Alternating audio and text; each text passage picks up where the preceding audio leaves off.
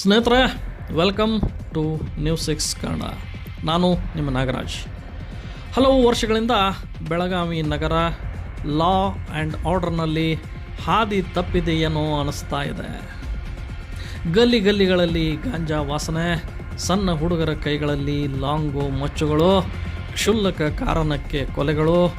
ಸದ್ಯಕ್ಕೆ ಯಾರಾದರೂ ದಕ್ಷ ಪೊಲೀಸ್ ಅಧಿಕಾರಿಗಳ ಅವಶ್ಯಕತೆ ಇದೆ ಎನ್ನುವಾಗಲೇ ದಿ ಗ್ರೇಟ್ ನಾರಾಯಣ್ ಬರ್ಮಣಿಯವರು ಬೆಳಗಾವಿ ನಗರದ ಲಾ ಆ್ಯಂಡ್ ಆರ್ಡರ್ DCP ಆಗಿ ಬಂದಿದ್ದಾರೆ.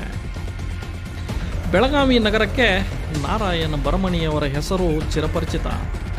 ಚಿಕ್ಕ ಮಕ್ಕಳಿಂದ ಹಿಡಿದು ವಯಸ್ಕರವರೆಗೂ ಹಿಂದೂ, ಮುಸ್ಲಿಂ, ಕನ್ನಡ, ಮರಾಠಿ ಯಾರೇ ಆಗಿರಲಿ, ಕಾಂಗ್ರೆಸ್, BJP, JDS ಯಾವುದೇ ಪಕ್ಷ ಆಗಿರಲಿ, ಎಲ್ಲರೂ ಇವರ ದಕ್ಷತೆ, ಪ್ರಾಮಾಣಿಕತೆ, ಕಾರ್ಯವೈಖರಿಯನ್ನು ಮೆಚ್ಚಿಕೊಂಡಿದ್ದಾರೆ.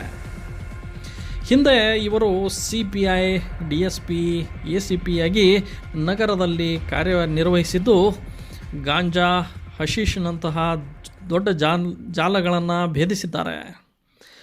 ನಗರದಲ್ಲಿ ವಿಪರೀತವಾಗಿದ್ದ ರೌಡಿ ಶೀಟರ್ಗಳನ್ನು ಹೆಡೆಮುರಿ ಕಟ್ಟಿ ಎನ್ಕೌಂಟರ್ಗಳನ್ನು ಮಾಡಿದ್ದಾರೆ.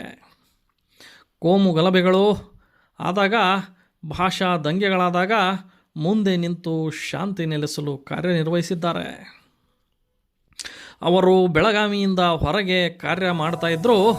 ಬೆಳಗಾವಿಯಲ್ಲಿ ಯಾವುದೇ ಗಲಾಟೆಗಳು ಕೈಮೀರಿ ಹೋದಲ್ಲಿ ಭರಮಣಿಯವರನ್ನು ತಕ್ಷಣವೇ ಬೆಳಗಾವಿಗೆ ಕರೆಯಿಸುವ ಪದ್ಧತಿ ಮೊದಲಿನಿಂದಲೂ ಇದೆ. ಅವರಿಗೆ ಬೆಳಗಾವಿಗರ ನಾಡಿಮಿಡಿತ ಚೆನ್ನಾಗಿ ಗೊತ್ತಿದೆ. ಅದಕ್ಕೆ ನಾರಾಯಣ ಬರ್ಮಣಿಯವರನ್ನು ಅವರ ಕನ್ನಡ ಅಭಿಮಾನಿಗಳು ಪೊಲೀಸ್ ಸಿಂಹ ಎಂದರೆ, ಮರಾಠಿ ಅಭಿಮಾನಿಗಳು ಸಿಂಘಂ ಎಂದು ಕರೆಯುತ್ತಾರೆ. ಇಂತಹ ದಕ್ಷ ಅಧಿಕಾರಿ ಬೆಳಗಾವಿಯ ಲಾ ಆ್ಯಂಡ್ ಆರ್ಡರ್ DCP ಆಗಿ ಬಂದಿದ್ದು ಬೆಳಗಾವಿಗರಿಗೆ ಸಂತೋಷ ತಂದಿದೆ.